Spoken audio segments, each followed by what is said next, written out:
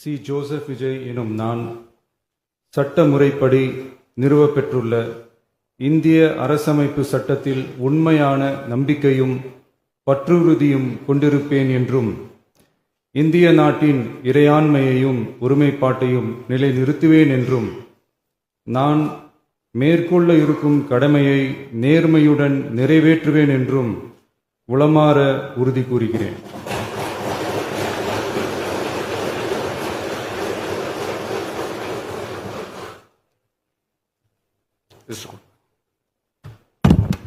Isso.